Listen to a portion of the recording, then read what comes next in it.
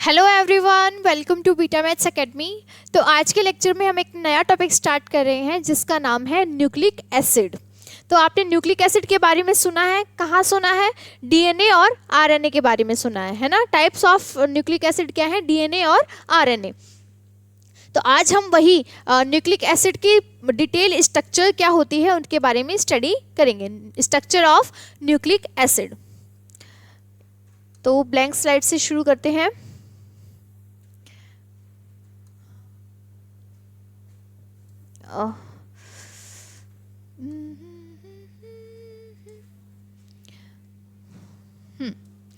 तो पहली बात तो ये कि हमें पता है कि हमारा जो जेनेटिक मटेरियल है डीएनए और जो हमारा जीन को कोड करके प्रोटीन्स बनाता है वो है आरएनए। तो ये दोनों ही किससे मिलकर बने हुए होते हैं? न्यूक्लिक एसिड के मिलकर बने हुए होते हैं। थोड़ा सा इनमें फर्क है लेकिन ये लगभग सेम ही होते हैं, ठीक है। तो nucleic colour change, nucleic acid. तो पहले हम डीएनए की बात करते हैं। तो डीएनए का फुल फॉर्म क्या है?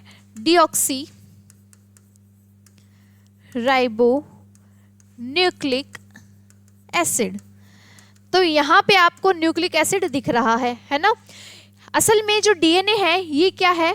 पॉलीमर यूनिट है किसकी? अरे पॉलीमर, इसके क्या है? Polymer unit of nucleic acid. यानी ये बहुत सारे न्यूक्लिक एसिड से मिलकर बना हुआ है। कौन? डीएनए की बात कर रहे हैं हम अभी, ठीक है। तो पॉलीमर है। अब न्यूक्लिक एसिड के जो मोनोमर्स हैं वो क्या क्या हैं?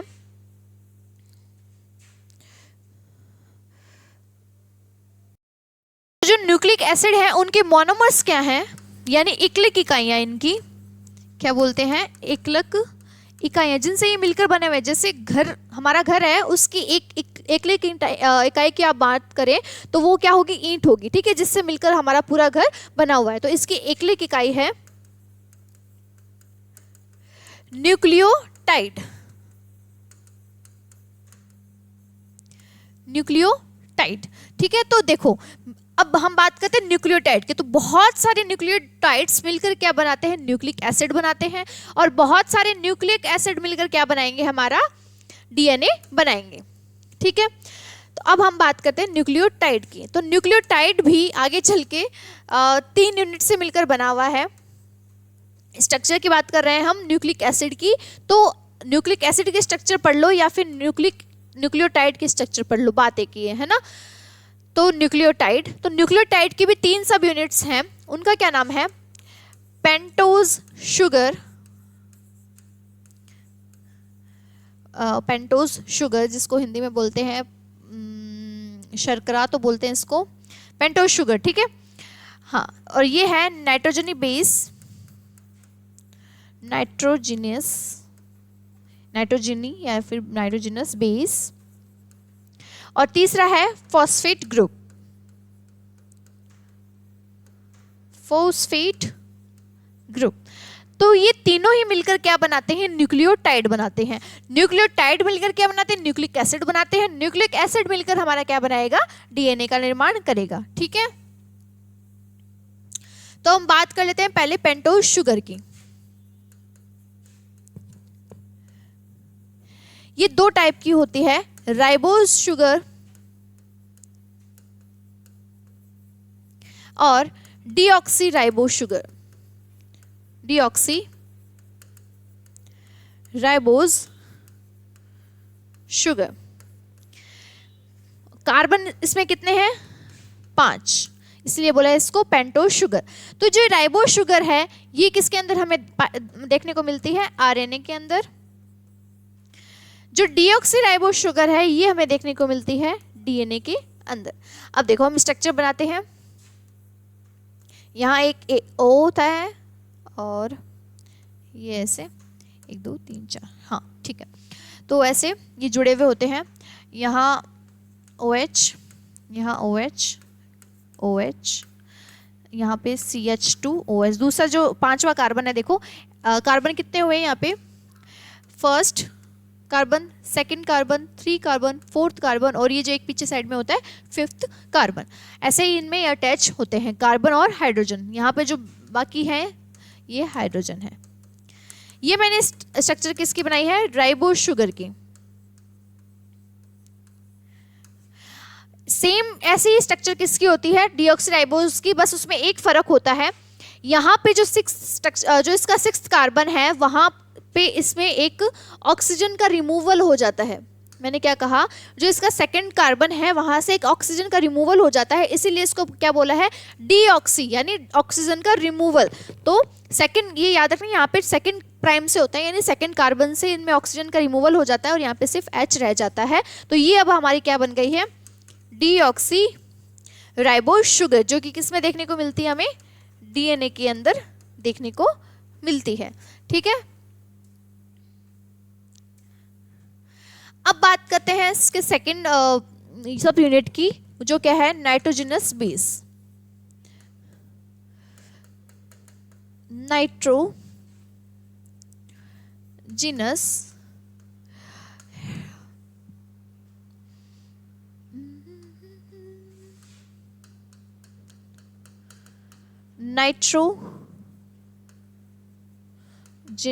नाइट्रोजनी क्षार।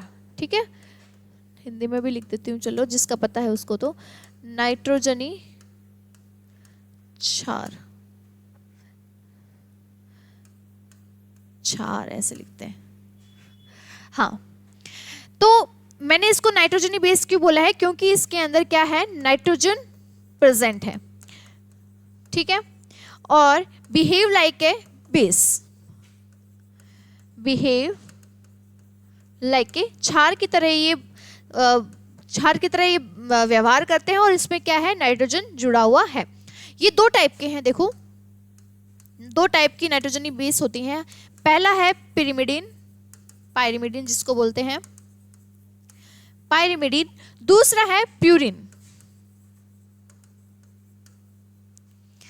ठीक है, इसके एग्जांपल्स बहुत बहुत इंपॉर्टेंट याद रखने हैं। CUT, cytosine, uracil, thymine. Pyrimidine जो क्षार है, ठीक है, नाइट्रोजनी बेस है जो, उसके 3 एग्जांपल्स हैं, साइटोसिन, यूरेसिल और थाइमिन। वहीं हम प्यूरिन की बात करते हैं तो इसके भी 2 एग्जांपल्स हैं, A and G, adenine and guanine. ठीक है, तो पायरिमिडीन और प्यूरिमिन में क्या अंतर है? तो हम पायरिमिडीन की स्ट्रक्चर बनाते हैं। पायरिमिडीन ये है single ring structure, single ring, यानी इसके अंदर जो जैसे हम बेंजीन रिंग के बारे में पढ़ते हैं, ये एक बेंजीन रिंग है ना, अगर हम दूसरी यहाँ पे बेंजीन रिंग जोड़ दें तो ये कितनी हो जाएगी? 2 रिंग स्ट्रक्चर हो जाएगी। वैसे ही जो पिरिमिडिन है ये सिर्फ एकल रिंग से बना हुआ है, तो इसमें सिंगल रिंग है, सिंगल रिंग स्ट्रक्चर। वहीं हम प्यूरिन की बात करें तो इसमें क्या है? डबल रिंग है। ठीक है, double ring structure, double ring structure. जैसे हम इसके स्ट्रक्चर बनाते हैं, अब हमें पता है ये क्या है? सिंगल रिंग है ना, और यहाँ पर अब हमें क्या जोड़ने हैं? नाइट्रोजन जोड़ने हैं। तो ये याद रखना, इसके यहाँ पर एक नाइट्रोजन होता है, थोड़ा सा रब कर लेते हैं, अरे यार, ठीक है, एक यहाँ नाइट्रोजन होता है और एक फर्स्ट सेकंड थर्ड यहाँ पर नाइट्रोजन होता है, ऐसे। तो यहाँ पर 2 नाइट्रोजन है और ये यहाँ पर ऐसे बॉन्ड्स आ जाएंगे। यहाँ पर क्या क्या जुड़े हुए हैं? हाइड्रोजन्स जुड़े हुए होते हैं। ठीक है, तो जो इसका प्राइम है वो याद रखना, फर्स्ट, यहाँ से नंबरिंग कहाँ से स्टार्ट होती है? यहाँ से, first, second, third, fourth, fifth, sixth.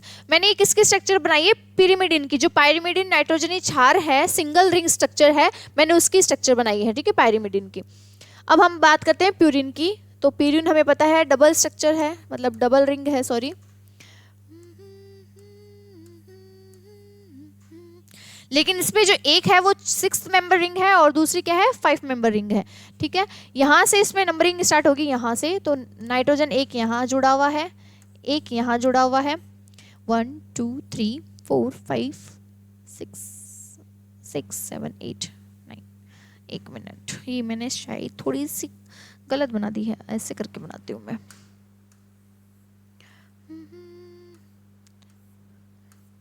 अब 1 2 3 4 5 6 7, एक यहाँ 8 and 9।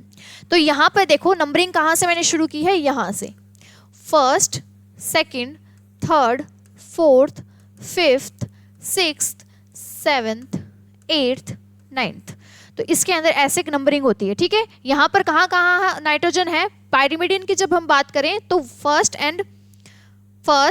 एंड थर्ड पोजीशन पे नाइट्रोजन है ना,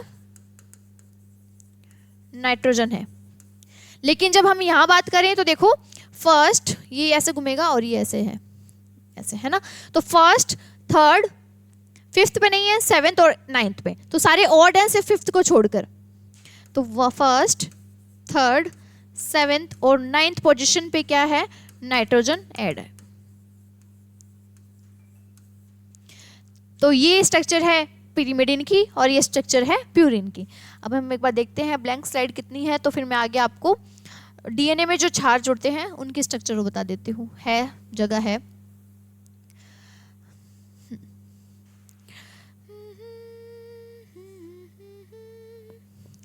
तो देखो अभी मैंने आपको बताया कि जो पिरिमिडिन है ये 3 टाइप के एग्जांपल हैं इसके, साइटोसिन, यूरेसिल, थाइमिन।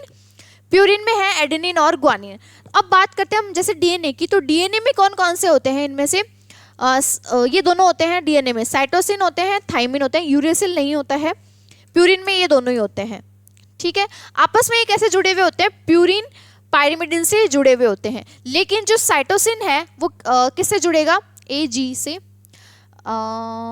एक मिनट, एटी से। जो एडेनिन और थाइमिन के बीच है वो है डबल बॉन्ड, जी और सी के बीच में है वो है ट्रिपल बॉन्ड, ऐसे। तो ये आपस में प्यूरिन और पायरिमिडिन ही जुड़े हुए होते हैं। लेकिन डीएनए में यूरेसिल नहीं होता है, सिर्फ साइटोसिन और थाइमिन होता है। वही हम बात करते हैं आरएनए की, तो आरएनए में साइटोसिन होता है और यूरेसिल होता है, थाइमिन नहीं होता है। एडेनिन और ग्वानिन तो दोनों में ही होते हैं, डीएनए में भी और आरएनए में भी।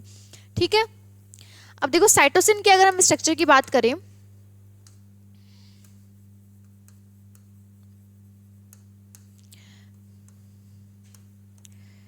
तो फर्स्ट यहाँ है, थर्ड यहाँ है ना। फर्स्ट है ये, second, third, fourth, fifth, sixth. तो इसमें यहाँ तो O जुड़ा हुआ है और यहाँ NH2 जुड़ा हुआ है। तो ये स्ट्रक्चर हो गई किसकी, साइटोसिन की। ये स्ट्रक्चर है साइटोसिन की।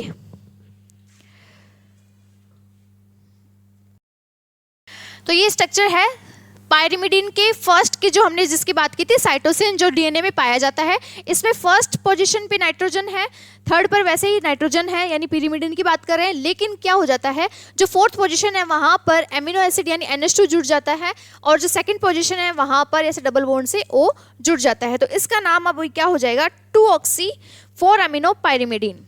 क्या हो जाएगा इसका नाम, 2-ऑक्सी, 2 पे ऑक्सी जुड़ा हुआ है, 4-अमीनो पिरिमिडीन या पायरिमिडीन। ठीक है, अब इसका सेकंड जो है डीएनए में ही बना लेते हैं हम, सिर्फ डीएनए और थाइमिन की बनाते हैं, मतलब साइटोसिन और थाइमिन की। तो सेकंड है इसका थायामीन। तो वैसे ही होगा नाइट्रोजन यहाँ डबल बॉन्ड, और यहाँ पर मैथिल समूह है जुड़ जाता है। यहाँ पर मैंने बॉन्ड्स तो बनाए नहीं, बॉन्ड्स बनेंगे ऐसे और ऐसे। ओके, तो यहाँ पर जो थाइमिन है इसकी स्ट्रक्चर देखो कैसी होती है। यहाँ पर फर्स्ट पे तो हमें पता है नाइट्रोजन है, थर्ड पर भी नाइट्रोजन है, सेकंड और फोर्थ पोजीशन पे क्या हो जाते हैं, ऑक्सीजन जुड़ जाते हैं, और first, second, third, fourth, fifth position पे यहाँ पर मैथिल समूह जुड़ जाता है। तो अब इसका नाम क्या होगा, देखो fifth methyl, fifth methyl 2 and 4 2 and 4 dioxy pyrimidine, dioxy pyrimidine। ठीक है, तो ये मैंने बनाई है साइटोसिन और थायमिन की स्ट्रक्चर। हम बात क्या कर रहे हैं, हम पढ़ क्या रहे हैं, नाइट्रोजन बेस पढ़ रहे हैं, जो किसका पार्ट है, न्यूक्लियोटाइड का पार्ट है ना।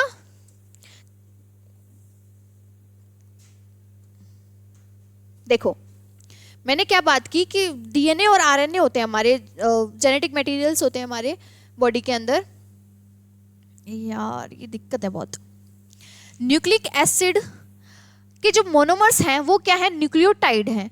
अब हम न्यूक्लियोटाइड की ही डिटेल स्टडी कर रहे हैं, जो 3 सब यूनिट्स हैं, इसकी सब यूनिट्स हैं।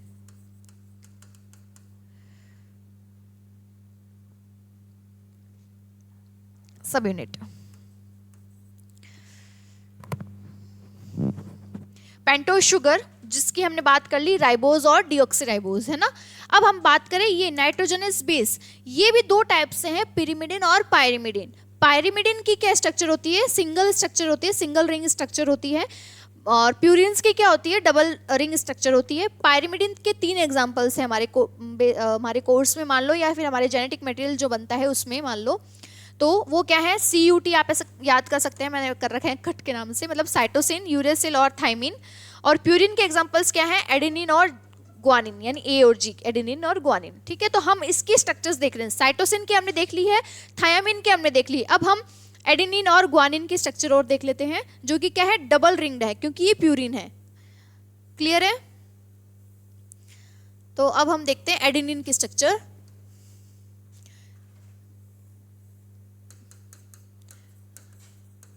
एडेनिन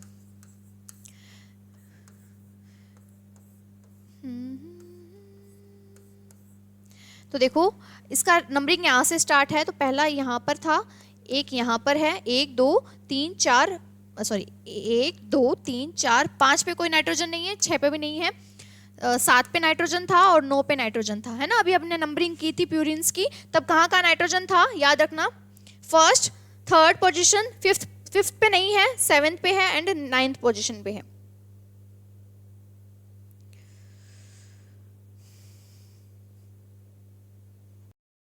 तो एडेनिन में क्या होता है, यहाँ पर 6th इसकी जो पोजीशन है, फर्स्ट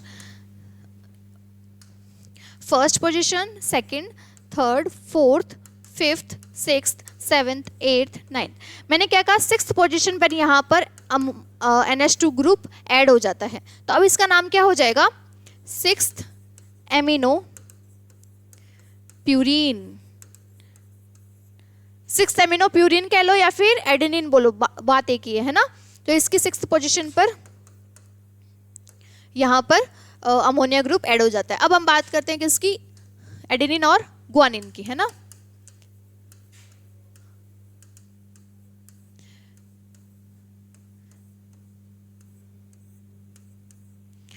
तो यहाँ हम नाइट्रोजन तो लगा ही देते हैं क्योंकि ये तो कंपलसरी है।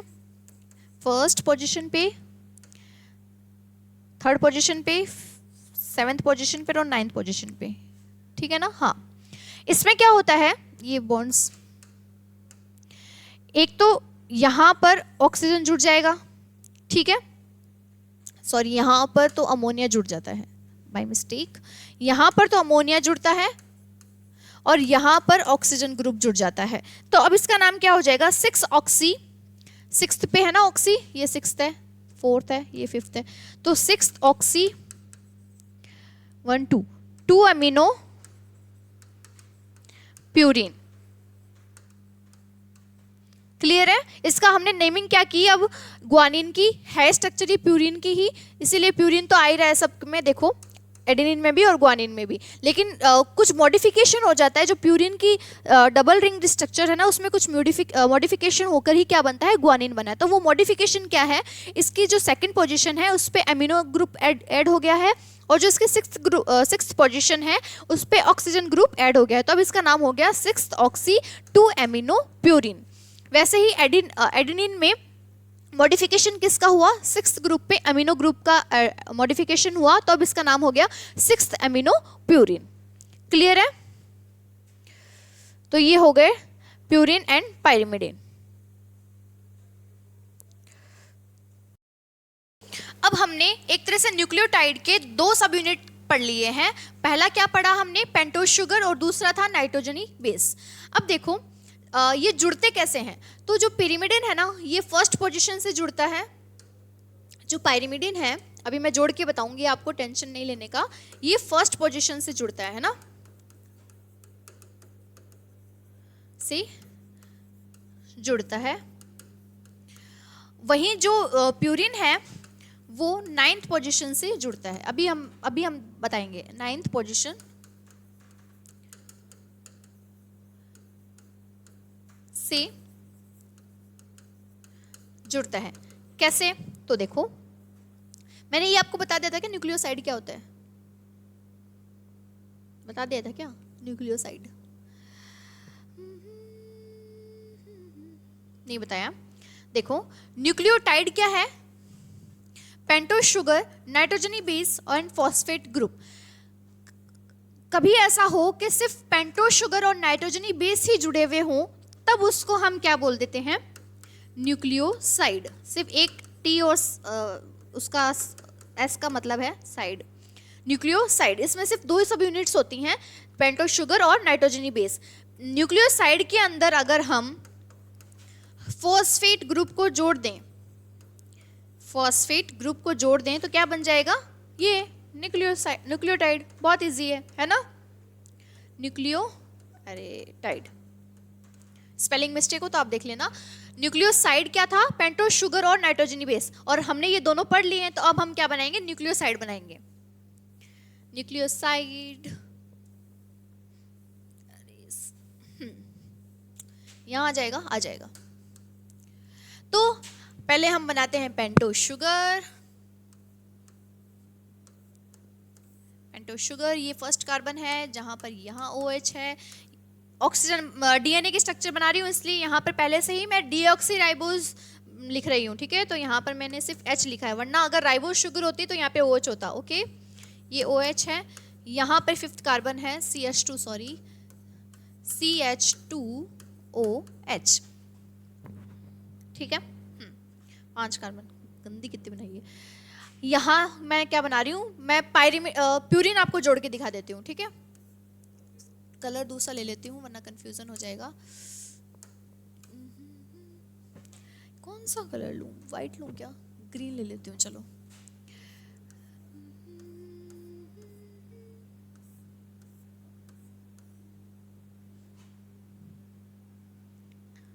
प्यूरिन की 9th पोजीशन से जुड़ता है।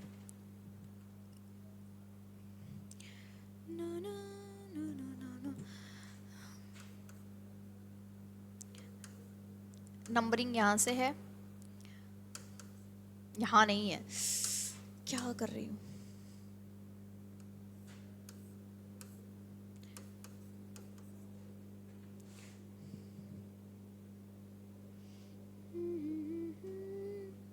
अब देखो, यहां पर एक लगा हुआ होता है हाइड्रोजन, नाइट्रोजन के साथ लगा हुआ होता है हाइड्रोजन, यहां पर है OH। अब हम क्या कर रहे हैं, जो पेंटोज शुगर है, पेंटोज शुगर प्लस नाइट्रोजनी बेस बना रहे हैं ना, नाइट्रोजनस बेस का एडिशन कर रहे हैं। वो कैसे है, अब देखो यहाँ पर OH है और ये H है, तो यहाँ से निकल जाएगा वाटर का मॉलिक्यूल H2O माइनस H2O। तो ये जो बॉन्ड बना है इसका नाम है ग्लाइकोसाइडिक बॉन्ड। बहुत बहुत इंपॉर्टेंट, ग्लाइकोसाइडिक बॉन्ड। किन किन के बीच में, शुगर और नाइट्रोजनस बेस के बीच में बनने वाला बॉन्ड, जहां से H2O मॉलिक्यूल रिमूव हो जाता है वहां पर एक बॉन्ड बनता है ग्लाइकोसाइडिक बॉन्ड, ठीक है। तो अब ये स्ट्रक्चर कैसी दिखेगी हमें,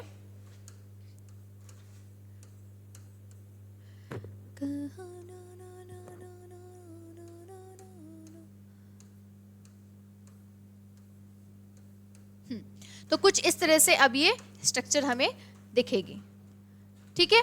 और अब इस स्ट्रक्चर को ही हमने क्या बोला था, न्यूक्लियोसाइड। न्यूक्लियोसाइड। सिर्फ इसमें फॉस्फेट ग्रुप ऐड हो जाएगा तो न्यूक्लियोटाइड बन जाएगा, ठीक है। तो अब हम फॉस्फेट ग्रुप की ही बात कर लेते हैं। थर्ड सब unit phosphate group, phosphoric acid बोल देते हैं, फॉस्फोरिक एसिड। ये एसिडिक होता है, नेचर आपको पता ही चल रहा है। इसकी स्ट्रक्चर है PO4, वैसे बना देती हूँ, POHO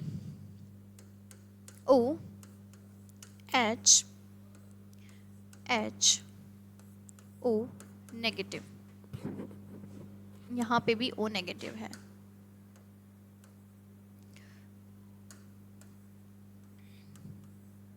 तो ये है फॉस्फोरिक एसिड की स्ट्रक्चर, जिसमें 2 नेगेटिव O है, यानी यहां से हाइड्रोजन का रिमूवल हो जाता है। इसीलिए ये किसकी तरह बिहेव करता है? एसिड की तरह, क्योंकि यहां से क्या है? हाइड्रोजन का रिमूवल हुआ है, hydrogen removal. So behave like as acid, behave like as a acid, ठीक है। तो अब यही जुड़ता है किससे? न्यूक्लियोसाइड से, टू फॉर्म न्यूक्लियोटाइड। तो हम जोड़ देते हैं, यहां जोड़ते हैं इसको, है ना। तो पहले वापस हम बनाते हैं पेंटोज शुगर। इससे हमने, मैं जोड़ के ही दिखा रही हूं आपको, ठीक है।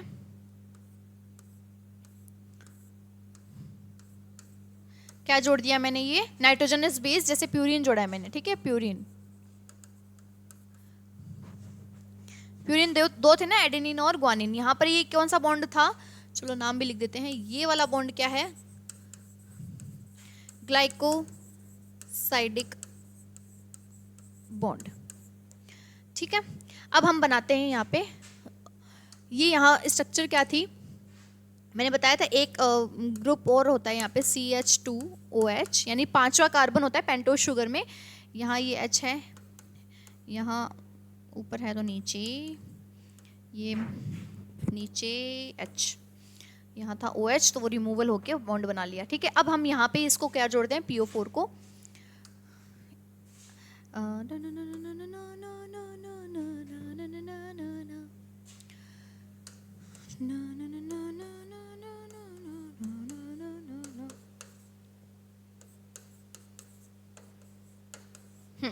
अब देखो यहां से भी वाटर मॉलिक्यूल निकलेगा, लेकिन वो कैसे निकलेगा?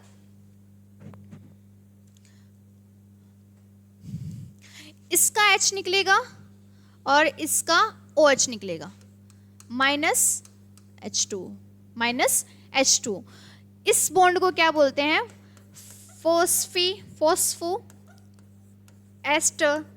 फोस्फोएस्टर बॉन्ड।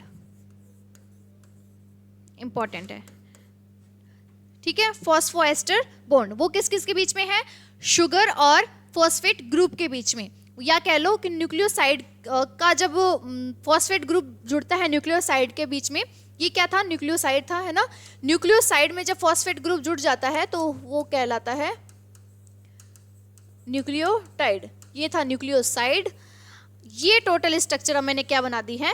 न्यूक्लियोटाइड की, जो किसकी यूनिट है? जो क्या बनाएगी? न्यूक्लिक एसिड बनाएगी, न्यूक्लियोटाइड, ठीक है। पेज भी नहीं है ना, और हाँ चलो, तो ये हो गया। अब हम फटाफट यही पढ़ना है हमें न्यूक्लिक एसिड की स्ट्रक्चर्स में, है ना। 3 के बारे में पढ़ना है, यही न्यूक्लियोटाइड के बारे में पढ़ना है, थोड़ा बहुत न्यूक्लिक एसिड के बारे में, सॉरी पेंटोज शुगर के बारे में, नाइट्रोजन बेस के बारे में। न्यूक्लिक एसिड की स्ट्रक्चर ऑफ न्यूक्लिक एसिड।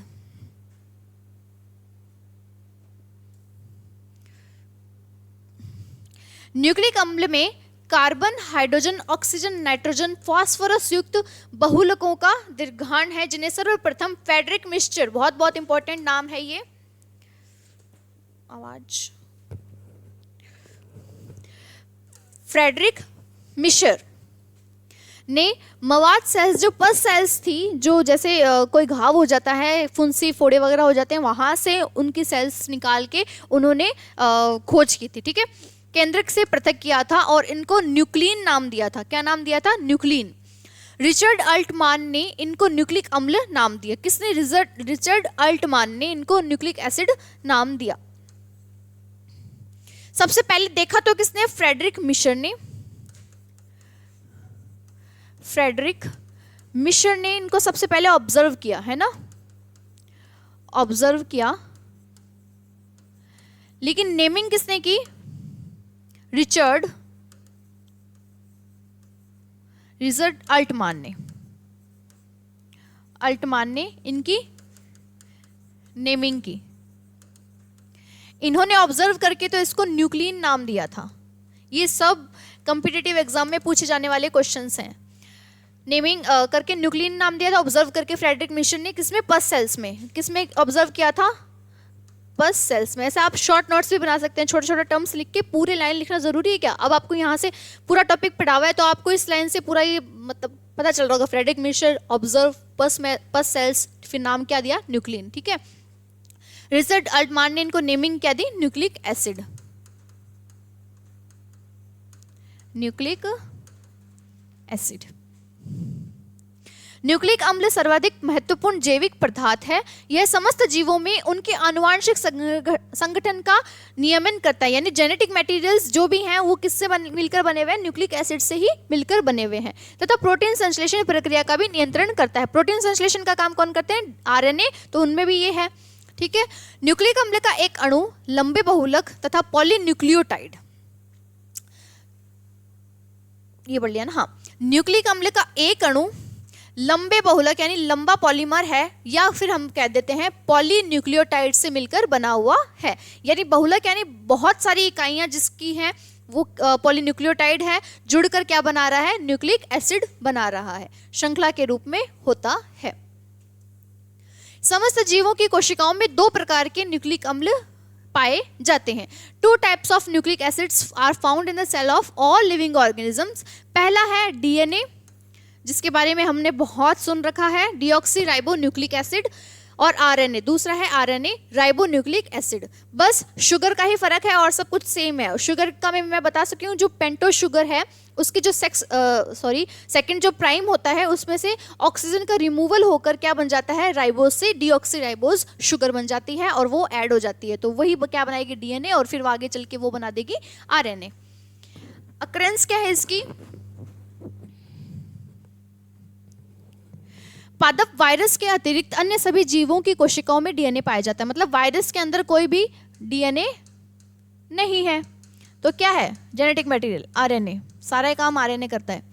पादप वायरसेस में आनुवंशिक पदार्थ आरएनए होता है। बैक्टीरियोफेज क्या होते हैं? जो बैक्टीरियाज को मारते हैं, है ना, बैक्टीरियोफेज। वह जंतु वायरसों में डीएनए का केवल एक कुंडलित अणु होता है तथा चारों ओर प्रोटीन का आच्छद होता है। जीवाणु व यूकैरियोटिक कोशिकाओं में, माइटोकॉन्ड्रिया में हमने देखा था कि माइटोकॉन्ड्रिया का, जब हमने सेल स्ट्रक्चर्स की थी, सेल ऑर्गेनेल पढ़े थे, तब हमने माइटोकॉन्ड्रिया में देखा था कि माइटोकॉन्ड्रिया के खुद के पास अपना इंडिपेंडेंट डीएनए होता है जिससे वो रेप्लिकेट करता है ना। सर्कुलर डीएनए था खुद का, जिससे उसको डीएनए बन सकता है, और उसके पास प्रोटीन फैक्ट्री भी थी खुद की। तो माइटोकॉन्ड्रिया के पास खुद का डीएनए होता है। लवकों के पास भी होते हैं डीएनए। कैसे होते हैं? सर्कुलर डीएनए होता है। यह नग्न रूप से होता है, मतलब नेकेड होता है, यानी इसके पास में कोई भी प्रोटीन कोट नहीं होता है। प्रत्येक कोशिका में डीएनए केंद्रक में संकेंद्रित होता है। तो सारी सेल्स के अंदर जो न्यूक्लियस है हमने पढ़ लिया है, जहाँ पर क्रोमेटिन होता है, वो आगे चल के क्रोमोसोम बनाता है, और वही में क्या होते हैं? जीन्स होते हैं, जिसके अंदर क्या होता है? डीएनए होता है। तो डीएनए में कहाँ होता है? अल्टीमेटली केंद्रक में ही शामिल होता है। वह प्रोटीन के साथ मिलकर क्रोमेटिन जाल का निर्माण करता है। प्रोटीन के साथ क्या बनाता है? हाँ, सॉरी मैंने गलत बोल दिया। डीएनए प्लस प्रोटीन क्या बनाता था? क्रोमेटिन बना देता था, है ना। हाँ, सॉरी माय मिस्टेक। फिर प्रोटीन ही क्रोमोसोम्स में कन्वर्ट होता है, क्रोमोसोम्स में। ये ठीक है। आरएनए प्रमुख रूप से कोशिका द्रव्य में पाया जाता है और यह केंद्रक में भी न्यूक्लियोलस में पाया जाता है। न्यूक्लियोलस क्या था? जो केंद्रक था उसके अंदर एक स्मॉल स्ट्रक्चर थी जिसके अंदर कोई भी मेम्ब्रेन नहीं थी, उसको हमने बोला था न्यूक्लियोलस या फिर केंद्रिका। उसके अंदर हमें आरएनए पाया जाता है। और वो कौन सा आरएनए थे? हम पढ़ चुके हैं, आरएनए है ना, राइबोसोमल आरएनए। आरएनए कोशिका द्रव्य में राइबोसोम्स के सूक्ष्म कणों के रूप में ये अंतर्द्रव्य जालिका की झिल्लियों पर लगे हुए होते हैं या फिर कोशिका द्रव्य में छितरे हुए पाए जाते हैं। ठीक है, अब हम बात करते हैं डीएनए में कौन कौन से न्यूक्लिक एसिड्स हैं।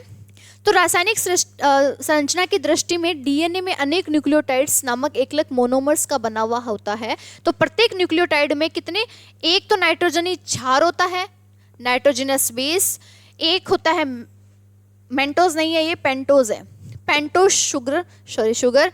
तीसरा है फॉस्फोरिक एसिड, फॉस्फेट ग्रुप बोल दो या फिर फॉस्फोरिक एसिड बोल दो। ये तीन ही सब यूनिट्स होती है न्यूक्लियोटाइड की, न्यूक्लियोटाइड सब यूनिट्स।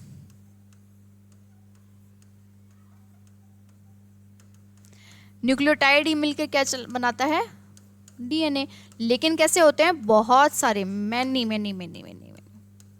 तो पॉलीन्यूक्लियोटाइड हो गया ना। डीएनए क्या है? पॉलीन्यूक्लियोटाइड। पॉली यानी बहुत सारे।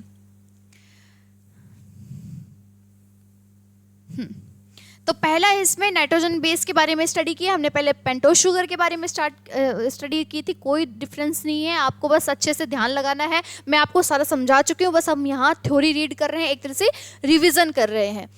तो न्यूक्लिक अम्ल में दो प्रकार के नाइट्रोजन क्षार होते हैं। पहला था प्यूरिन, याद आया? प्यूरिन डबल रिंग वाला प्यूरिन, जिसके एग्जाम्पल थे ए और जी, एडेनिन और ग्वानिन। पिरिमिडिन सिंगल रिंग वाला, जिसके एग्जाम्पल थे CUT, साइटोसिन, यूरेसिल और थायमिन। तो प्यूरिन, यह दो वाले नाइट्रोजन यौगिक होते हैं। प्यूरिन भी दो प्रकार के होते हैं, एडेनिन और ग्वानिन। इनको क्रमशः T तथा C द्वारा निरूपित किया जाता है।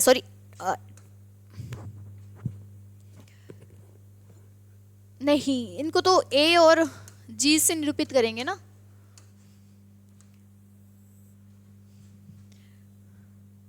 तो ये व्हाट इज दिस?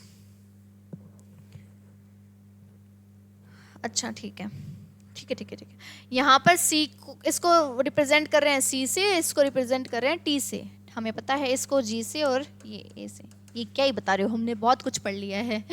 चलो ये देखो स्ट्रक्चर्स चेक करो, यही बताई थी क्या मैंने? पिरिमिडिन सिंगल स्ट्रक्चर है क्या? सिंगल रिंग है क्या? पहले तो चेक करो, हाँ है। अब देखो साइटोसिन मैंने बताया था कि उसमें जो 6th पोजीशन है, यहाँ से करिए ना,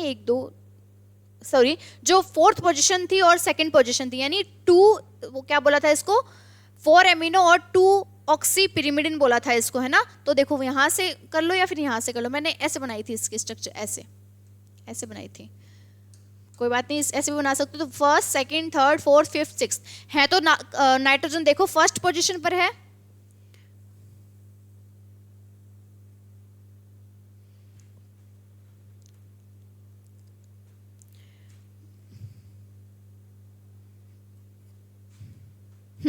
देखो 1st पोजीशन पे नाइट्रोजन है और 3rd पोजीशन पे नाइट्रोजन है। साइटोसिन की चर्चा कर रहे हैं हम। 2nd पोजीशन पर ऑक्सीजन ग्रुप जुड़ जाता है और 4th पोजीशन पर अमीनो ग्रुप जुड़ जाता है। पिरिमिडिन में ही मॉडिफिकेशन हो जाता है, तो ये क्या बनेगा? साइटोसिन। अब इसका नाम क्या हो गया?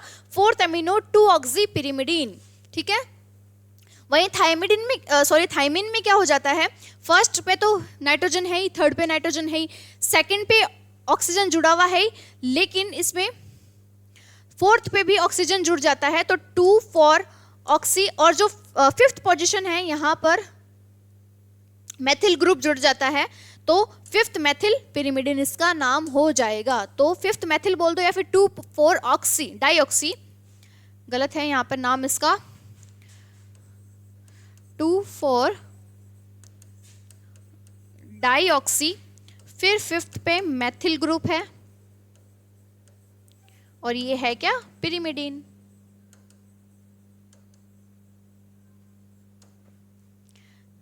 ठीक है, तो ये हो गए थाइमीन के स्ट्रक्चर। अब हम बात कर लेते हैं ग्वानिन की। तो ग्वानिन किसका पार्ट है? प्यूरिन का पार्ट है ना। तो डबल स्ट्रक्चर बनाई है, यहाँ से ये फर्स्ट 6 मेंबर की रिंग है और ये वाली 5 मेंबर की रिंग है। तो इसमें कहाँ कहाँ नाइट्रोजन थे? फर्स्ट, थर्ड, 7th और 9th पोजीशन पर। तो चेक करो, यहाँ से नंबरिंग स्टार्ट की थी मैंने, कहाँ से की थी? बात एक ही है, बस नंबरिंग का थोड़ा ध्यान रखना। मैंने यहाँ से की थी है ना, 1 2 3 4 5 6 7 8 9। तो कोई दिक्कत नहीं, इसने यहाँ से की है। तो देखो 1 3 7 9, सही है नाइट्रोजन की प्लेसमेंट। अब इसने देखो 2nd पोजीशन पे एमिनो है और 4th पोजीशन पर क्या है? ऑक्सी है। तो देखो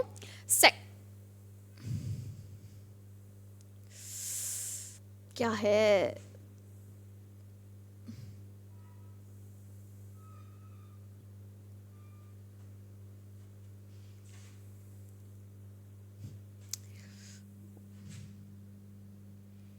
चलो कोई ना, छोटे से काम चला लो। तो हाँ, तो ये इसका नाम क्या हो गया? 2 अमीनो और 6 पे क्या जुड़ गया? ऑक्सी प्यूरिन इसका नाम हो गया, ठीक है। 6th पे, 1st 2nd 3rd 4th 5th, देखो ये गलत है, यहाँ 6th है, ठीक है। 7th 8th 9th, 7th 8th 9th पे कुछ नहीं है। अब एडेनिन की बात कर लेते हैं। तो एडेनिन में कहाँ जुड़ा हुआ है? ये 6th पर एमिनो ग्रुप सिर्फ जुड़ा हुआ है, तो ये हो गया 6th एमिनो प्यूरिन, ठीक है। तो ये हमने बात कर ली है नाइट्रोजनी बेस के स्ट्रक्चर की। तो पायरिमिडिन भी हमने इसी में देख लिए हैं कि ये एक वाले नाइट्रोजन यौगिक हैं। ये भी 2 प्रकार के होते हैं। किन में? ऑलमोस्ट ये तो 3 टाइप के होते हैं, वैसे टोटल तो 3 टाइप के होते हैं, CUT, लेकिन in DNA we found 2 types only. वो क्या क्या है? C और T। यूरेसिल नहीं होता है, जो यूरेसिल है ये नहीं पाया जाता है DNA में। साइटोसिन और थाइमिन ही है सिर्फ DNA में, ठीक है। थाइमिन और साइटोसिन, जिसके हम स्ट्रक्चर देख चुके हैं। पेंटोज शुगर, तो DNA अणुओं में डीऑक्सीराइबोज नामक पेंटोज शुगर होती है DNA अणु में, है ना। अगर वैसे बात करें तो ये होती है ribose, pentose ribose sugar, pentose ribose sugar, ये किस में होती है? RNA में। फिर इसी का मॉडिफिकेशन होके क्या बनता है? डीऑक्सीराइबोज बनता है, जिसमें 5 कार्बन परमाणु पाए जाते हैं। डीऑक्सीराइबोज शर्करा में कार्बन संख्या की 2nd स्थिति पर क्या होता है? ऑक्सीजन का रिमूवल हो जाता है। इस प्रकार राइबोज शर्करा की तुलना में डीऑक्सीराइबोज में 1 ऑक्सीजन परमाणु कम होता है ना, कम होता है। इसीलिए इसे डी और ऑक्सीराइबोज ठीक है कहा जाता है। अच्छा, अगर आपसे ऐसे पूछा जाए कि DNA की जो पेंटोज शुगर है वो ज़्यादा स्टेबल है या फिर RNA की पेंटोज शुगर, तो इसका आंसर क्या जाएगा? DNA की पेंटोज शुगर, क्योंकि इसके अंदर ऑक्सीजन नहीं है, यानी ये थोड़ा सा ज़्यादा स्टेबल रहेगा, रेप्लिकेशन कम होगा। इसीलिए कहा जाता है कि जो RNA है इससे भी ज़्यादा स्टेबल मॉलिक्यूल क्या है? हमारा जेनेटिक मटेरियल क्या है? DNA है, ठीक है। तो ये है पेंटोज शुगर की स्ट्रक्चर, मैंने बताई थी आपको। ऐसे यहाँ पे CH2O जोड़ा था। मैं ऐसे याद करती हूँ इसको, देखो ऐसे तो बना ही देते हैं ना, ऐसे बना दो, वैसे बना दो, चलो वैसे बना दो, सुंदर लगेगी। एक बड़ा ग्रुप यहाँ ऊपर नीचे, ऊपर ऊपर नीचे, ठीक है। नीचे, ये गलत हो गया, चलो छोड़ो यार, ट्रिक खराब हो गई मेरी।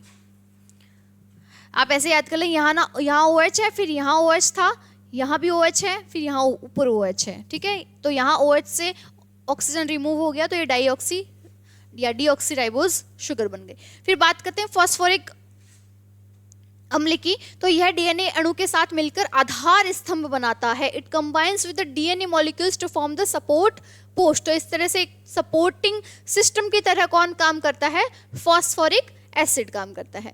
न्यूक्लियोसाइड की बात कर लेते हैं। तो ये क्या बनाते हैं? शुगर प्लस नाइट्रोजन बेस, ठीक है। तो ये क्या बनाएगा? न्यूक्लियोसाइड। एक क्षारक और एक शर्करा अणु के संयोजित रूप को न्यूक्लियोसाइड कहते हैं। और यही न्यूक्लियोसाइड में अगर हम पेंटोज ग्रुप जोड़ देंगे तो वो न्यूक्लियोटाइड बन जाएगा। न्यूक्लियोसाइड में क्षारक पेंटोज शर्करा के कार्बन 1 से संलग्न होता है। न्यूक्लियोसाइड में क्षारक पेंटोज शर्करा के कार्बन 1 से संलग्न होता है। ये क्या कहा है कि मैंने यहाँ पर ये जो बनाई थी ना पेंटोज शुगर, तो यहाँ ये जो कार्बन 1 है यहाँ से ही हमेशा शुगर ऐड होगी। अब वो शुगर की पोजीशन के आधार पर है। अगर शुगर पायरिमिडीन है तो उसका फर्स्ट कार्बन जुड़ेगा, फर्स्ट पोजीशन जो नाइट्रोजन की हमने दी थी वो जुड़ेगी। अगर यहाँ पर प्यूरिन है तो वो अपनी 9th पोजीशन से जुड़ेगा, जैसे हमने इसमें एग्जाम्पल से देखा भी था। ठीक है, डीएनए में 4 विभिन्न प्रकार के न्यूक्लियोसाइड पाए जाते हैं। 4 न्यूक्लियोसाइड पाए जाते हैं। वो क्या क्या होंगे? पहला तो एडेनिन होगा, ग्वानिन तो होंगे, ए और जी तो हमेशा होंगे जो प्यूरिन के हैं, लेकिन जो पिरिमिडिन के थे वो सी यू टी में से सी तो होगा, टी भी होगा, लेकिन यू नहीं होगा। तो जब सी साइटोसिन शुगर के साथ मिल जाता है तब एक न्यूक्लियोसाइड बन गया। थायोमीन शुगर के साथ जुड़कर एक न्यूक्लियोसाइड बना दिया। एडेनिन एक पेंटोज शुगर के साथ मिलकर एक न्यूक्लियोसाइड बना दिया। वैसे ही ग्वानिन एक पेंटोज शुगर के साथ मिलकर एक न्यूक्लियोसाइड बना दिया। तो इस तरह से हमारे पास टोटल 4 न्यूक्लियोसाइड मिलते हैं इन डीएनए। तो वो इनके नाम देख लो क्या है। थायमीन जब शुगर से जुड़ती है तो वो क्या बनाती है? डीऑक्सीथाइमिडीन। ये इनके न्यूक्लियोसाइड के नेम है। ठीक है, न्यूक्लियोसाइड के नेम है। जब साइटोसिन डीऑक्सीराइबोज शुगर से जुड़ता है तो वो क्या कहलाता है? डीऑक्सीसाइटिडीन। अच्छा, इनके बीच में जो बॉन्ड था वो क्या था? Glycosidic bond. ओके, जो किससे बना था? H2O के रिमूवल से बना था। जब एडेनिन डीऑक्सीराइबोज से मिल जाता है तब क्या बनाता है? Deoxy adenosine. गुआनिन जब डीऑक्सीराइबोज शुगर से मिल जाता है तब क्या बनाता है? Deoxy guanosine. तो ये नाम है इनके न्यूक्लियोसाइड के। ये नाम चेंज हो जाते हैं जब हम न्यूक्लियोटाइड की चर्चा करते हैं। यानी यहाँ पे अगर मैं प्लस लगा के पेंटोज शुगर और लिखूं तो ये नाम भी चेंज हो जाएंगे। ठीक है, तो न्यूक्लियोटाइड क्या है? डीएनए कई हजार यूनिटों या एकलकों का बना हुआ होता है। एक यूनिट को हम क्या बोलते हैं? न्यूक्लियोटाइड। तो डीएनए की एक सिंगल यूनिट, एक मोनोमर यूनिट क्या हो गई है? न्यूक्लियोटाइड हो गई है। ठीक है, तो प्रत्येक न्यूक्लियोटाइड में एक अणु डीऑक्सीराइबोज का, एक अणु फास्फोरिक एसिड का और किन्हीं 4 नाइट्रोजनों में से एक नाइट्रोजन का क्षार जुड़ा हुआ रहता है। ऐसा नहीं है कि चारों जुड़ेंगे। एक बॉन्ड में, एक न्यूक्लियोटाइड में, एक न्यूक्लियोटाइड में एक ही क्षार होगा। नाइट्रोजनी जो क्षार है ना, सिर्फ एक जुड़ेगा। या तो फिर ए जुड़ सकता है, जी जुड़ सकता है, सी जुड़ सकता है या फिर टी जुड़ सकता है। ठीक है, चारों नहीं जुड़ेंगे साथ में। या एक न्यूक्लियोसाइड के साथ फॉस्फोरिक अम्ल के एक अणु के संयोग से न्यूक्लियोटाइड बनता है। तो न्यूक्लियोसाइड प्लस फॉस्फोरिक न्यूक्लियोटाइड। इस प्रकार डीएनए में निम्नलिखित 4 प्रकार के न्यूक्लियोटाइड पाए जाते हैं। तो देखो अब नेमिंग चेंज हो गई ना। यहाँ पे देखो हमने थायमीन और डीऑक्सीराइबोज का क्या नाम दिया था? डीऑक्सीथाइमिडीन। यहाँ देखो थायमीन, फिर पेंटोज शुगर और फॉस्फोरिक एसिड जब जुड़ जाता है तो ये एक तरह से न्यूक्लियोटाइड हो गया। तो अब इसका नाम क्या हो गया? Deoxythymidine acid. Deoxythymidine acid. वैसे ही cytosine plus ribose sugar plus phosphoric acid को जुड़कर हम क्या बोलेंगे? Deoxycytidylic acid. वैसे ही डीऑक्सी एडेनिलिक एसिड और डीऑक्सी ग्वानोलिक एसिड, ये क्या है? इनके न्यूक्लियोटाइड के नेमिंग है। ठीक है, डीऑक्सी ग्वानोल 5 हो गए ना, ये वही हिंदी में अच्छा इंग्लिश में वैसे। ठीक है, फॉस्फेट समूह है, शर्करा समूह के कार्बन संख्या 5 से तथा कार्बन संख्या 3 संलग्न रहता है। अब देखो जब हमने पेंटोज शुगर बनाया था 1 2 3 4 और यहाँ पे था एक CH2OH, तो ये इसका 5th कार्बन है ना। यहीं से क्या जुड़ेगा? फॉस्फेट ग्रुप जुड़ता है। फॉस्फेट ग्रुप जुड़ा है ना। और इसके फर्स्ट ग्रुप से क्या जुड़ा? शुगर ग्रुप जुड़ा। या शुगर, पेंटोज शुगर जो भी है वो जुड़ा। तो देखो क्या कह रखा है, फॉस्फेट समूह है शर्करा समूह की कार्बन संख्या 5, हाँ सही है, कार्बन संख्या 5 तथा कार्बन संख्या 3 संलग्न रहता है। आगे चल के क्या होगा, जब बहुत सारे फॉस्फेट ग्रुप्स जुड़ जाते हैं तब ये 3rd प्राइम से जुड़ जाता है, मतलब एक साइड यहाँ नीचे साइड में भी ये बॉन्डिंग बनाने लग जाता है। तो कह रखा है कि 5th और 3rd प्राइम पर ही फॉस्फेट ग्रुप जुड़ते हैं, और ऐसे ही हम डीएनए की स्ट्रक्चर जब देखेंगे तब हम उसकी 5th और 3rd प्राइम की स्ट्रक्चर देखते हैं। तो ये कहाँ किसके जुड़ने के अनुसार होती है, फॉस्फेट ग्रुप के जुड़ने के हिसाब से होती है, ठीक है। तो ये देखो, इसको थोड़ा सा जूम आउट कर देते हैं और थोड़ा मिडिल में लेके आते हैं। ये पिरिमिडिन के न्यूक्लियोटाइड्स बना रखे हैं, यानी इसमें न्यूक्लियोटाइड्स तो है लेकिन जुड़ा हुआ जो नाइट्रोजन बेस है वो क्या है, पिरिमिडिन है, ठीक है।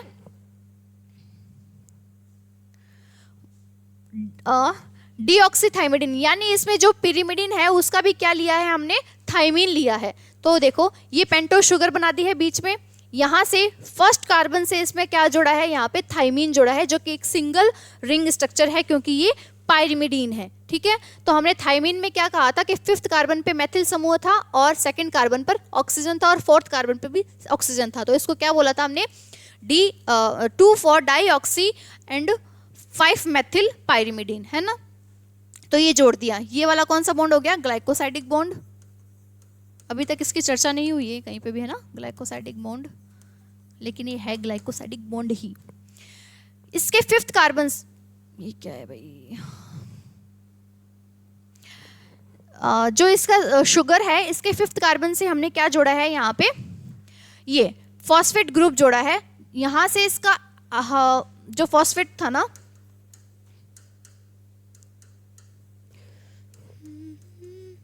ये स्ट्रक्चर थी, तो यहाँ से इसका H निकला है और शुगर में से OH निकला है।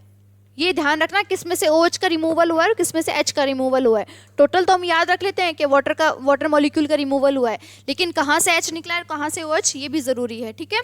तो फॉस्फोरस का तो हम फॉस्फोरिक जो ग्रुप है उसका तो हमने क्या निकाला है, हाइड्रोजन निकाला है, और शुगर से क्या निकाला है, OH निकाला है। लेकिन जब हमने शुगर और नाइट्रोजन बेस की बात की थी तब शुगर से हमने सिर्फ OH निकाला था और शुगर से हमने OH निकाला था और बेस से हमने हाइड्रोजन निकाला था, ठीक है।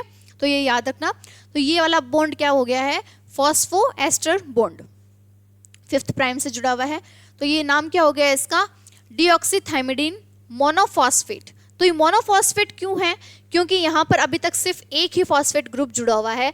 कई बार ऐसा होता है कि बहुत सारे, कई बार नहीं होता ही है कि जो फॉस्फेट ग्रुप्स हैं वो मल्टीपल इन नंबर्स जुड़े हुए रहते हैं, तो उनके आधार पर भी हम नेमिंग कर देते हैं उनकी, जैसे AMP, ADP और ATP तो आपने सुना ही होगा।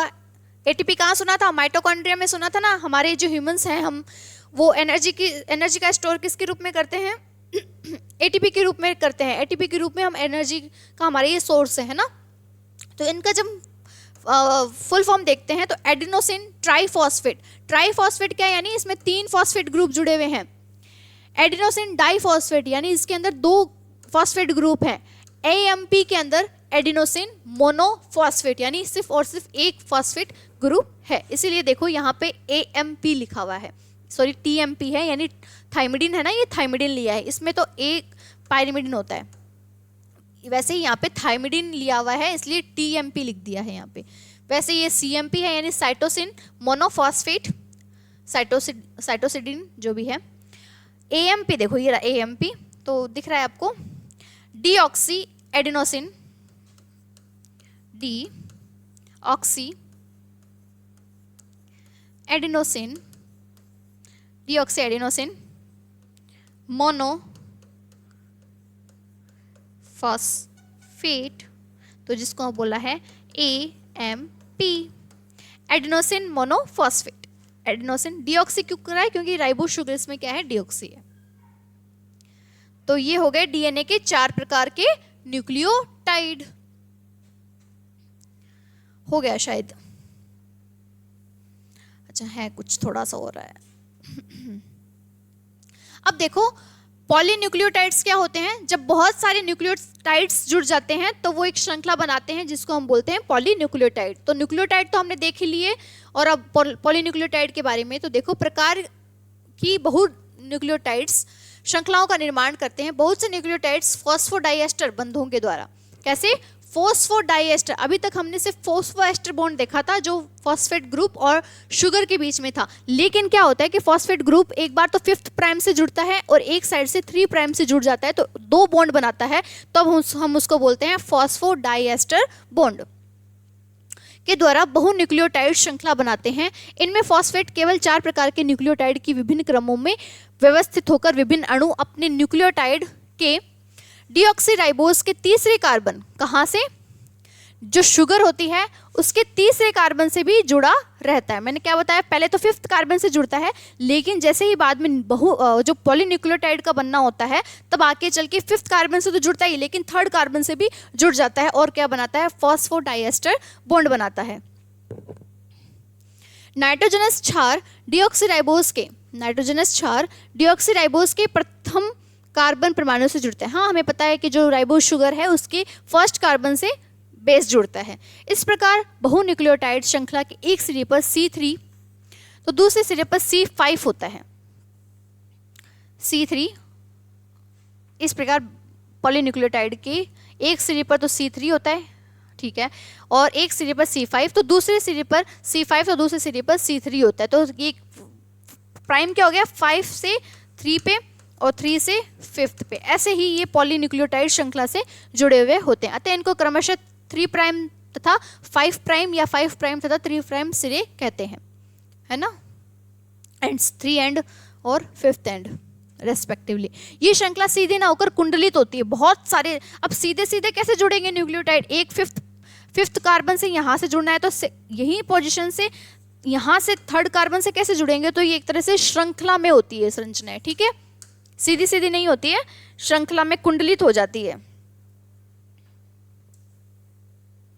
ये देखो डायग्राम में हमें दिखा रखा है डीएनए के एक स्ट्रैंड की पॉलीन्यूक्लियोटाइड संरचना। तो देखो अभी आप न्यूक्लिक एसिड पढ़ने के बाद हमने मतलब ऐसे मान लो कि 80% डीएनए की स्ट्रक्चर भी पढ़ ली है, ठीक है। थोड़ा बहुत कुछ रहा है जो बेस वगैरह के बारे में आपको बताना है, जो स्ट्रैंड्स वगैरह लगे हुए होते हैं, बस फिर हमने लगभग डीएनए की स्ट्रक्चर भी कर ली है ना। तो देखो स्टार्टिंग कहाँ से करते हैं?